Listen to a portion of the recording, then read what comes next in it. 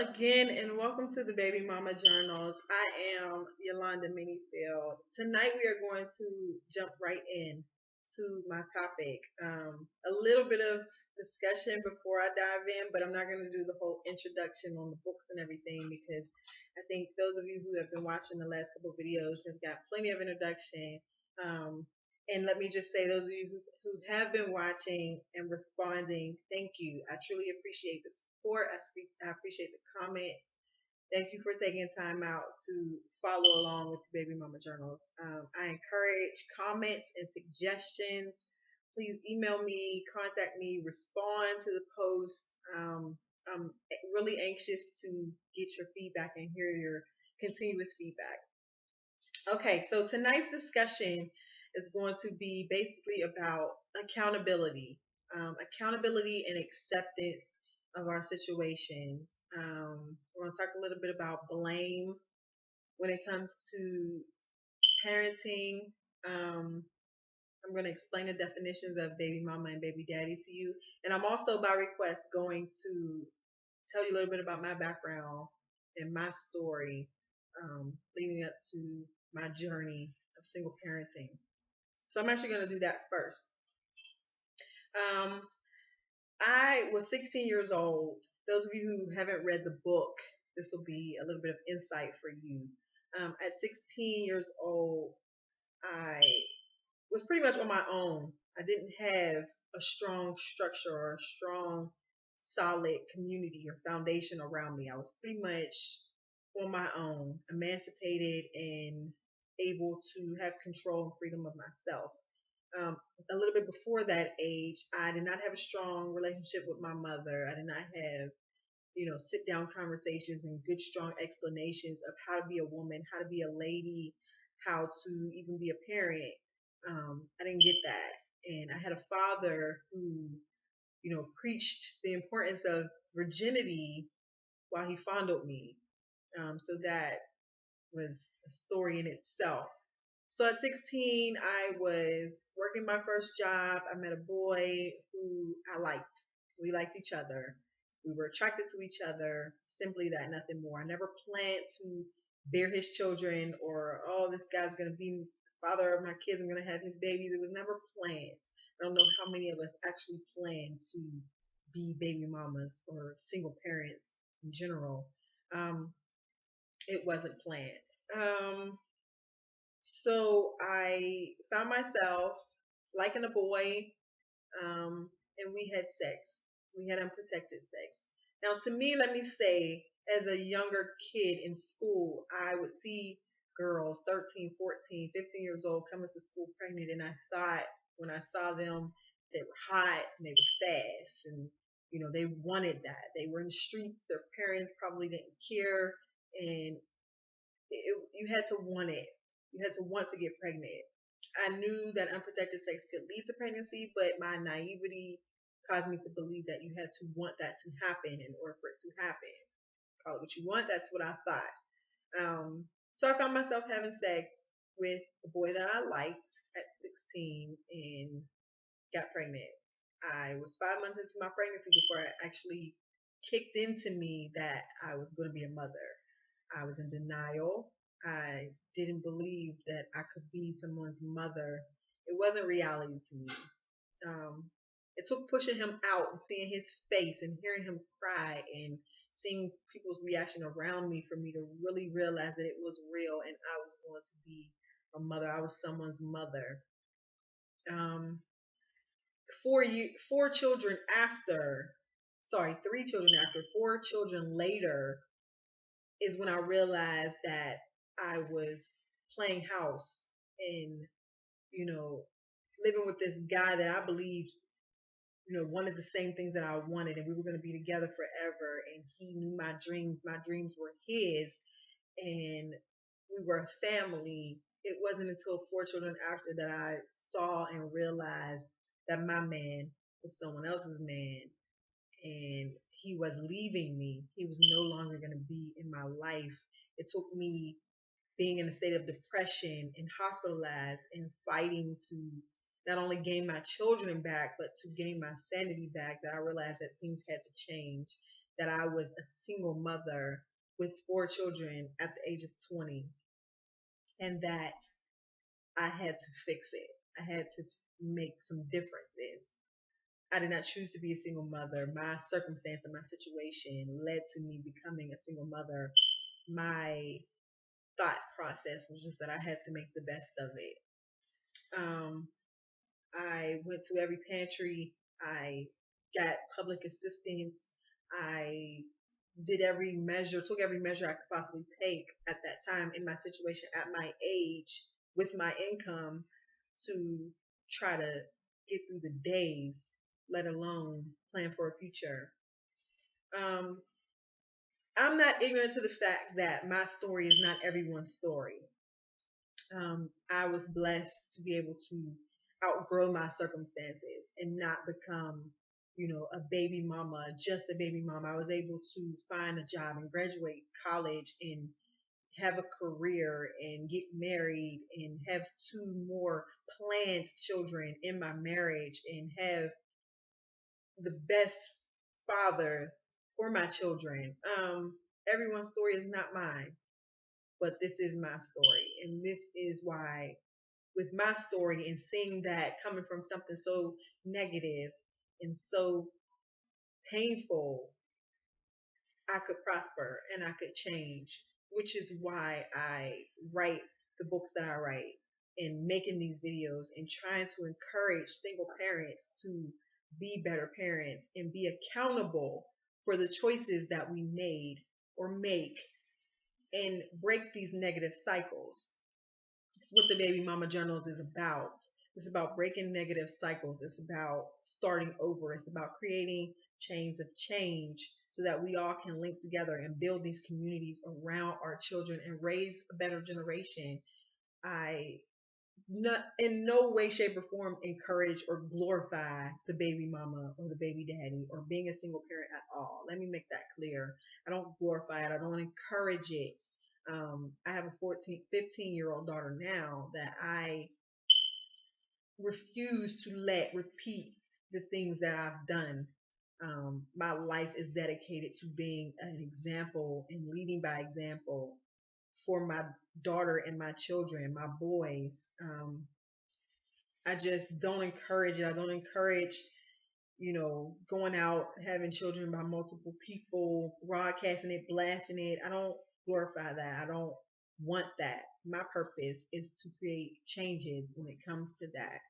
So I want to make that clear. Now, I'm not ignorant to the fact that there are some women out there who live up to the clear definition of baby mama, and some men out there that live up to the clear definition of baby daddy. There are women out there who receive child support solely for their own purpose, for buying the latest trends and getting the latest styles rather than saving those payments towards their children's college education, or actually taking their children out for events and spending that money on their children. I'm not ignorant to that. I know that that happens. I know there's women who fight and fuss and complain for more child support and only live solely off of all the assistance they receive and are fine with that. Who use their children to degrade their fathers and just collect every piece of money that they can. I know that exists. I also am not ignorant to the fact that there are real baby daddies out there that live up to the definition, who, purposely prey on women for a place to stay, for shelter, for food, for sex, for, temporary necessity and convenience of their own, with no intention of being around, no intention of taking care of the children, and not realizing that their unprotected predatory ways leave a trail of unplanned pregnancies behind. I'm not ignorant that that is generally some people's intentions. That is what is said to me, in there lies my purpose of the Baby Mama Journals and my take on single parenting today. My life, I believe, has been not in vain, and my purpose is to share my story and share my experiences with you in hopes of creating change and breaking these cycles. I've lived it, I've gone through it, it's not all been glory and happy days. I've not always been able to sit here and talk about what I was going through or share my story, but by the grace of God, I'm able today to see some purpose in what I've gone through and to really just break these cycles. So that's a little bit about my background. I'm going to share these definitions of baby mama and baby daddy real quick with you so we can talk about acceptance a little bit. Baby mama defined in the Urban Dictionary. Let me just say the Urban Dictionary is the definitions in the Urban Dictionary are definitions that we living in urban communities have created for ourselves. Definition of a baby mama defined in the Urban Dictionary is the mother of a man's child when the two parents are not married. The connotation is that mother and father do not or never have had a relationship beyond being sex partners, a woman with whom a man has knocked up accidentally during a fling who he can't stand but has to tolerate because she now has his baby. The mother of your child or children out of wedlock, someone who takes the support money that she is supposed to use to take care of your kids and spends it on other stuff. Buys hair, gets her nails done, pretends to be a baller with her child support in order to impress her friends. A woman who tries to ruin some man's life with a child because she was too sorry to keep him. Let me again say these are definitions that we in urban communities have created ourselves. You can go to urbandictionary.com and look up these terms yourself. Baby daddy defined as typically a broke ass black man that you met quick and had sex with. Now you have his baby and he denies the child and doesn't pay child support. A male that fathers a child but is no longer involved with the child or children and no longer supports them. Some no good male who can't be a mature man and take care of his child and no longer wants a relationship with the woman. Lies about what he has just to get a woman and have unprotected sex with her but doesn't want a child. Also defined as a man who only shows up to have sex, is nowhere to be found on paydays. Frequently, a baby daddy is a guy who isn't your boyfriend or husband or even really truly your friend but happens to be the father of your child. Again, let me say, I in no way, shape, or form glorify the terms baby mama, baby daddy. I do not use them in regular conversation on a regular basis in my household or around my children or in conversations for that matter. I don't refer to my children's fathers as my baby daddies. Um, and I'm not referred to as baby mama. I don't exercise those words or breathe existence or life into those words, especially not for my children. I'm not the originator of the terms baby mama or baby daddy. I just use them in my writing and in my work. Um, my intention again is to inspire and motivate and encourage a very real and highly significant generation of single parents. So what I want you to do is take a second and ask yourself, are you who they say you are? Are you a baby mama, a baby daddy, or are you a dedicated, bona fide single parent trying to make the best possible situation for your children? Are you dedicated to breaking these cycles and these negative changes?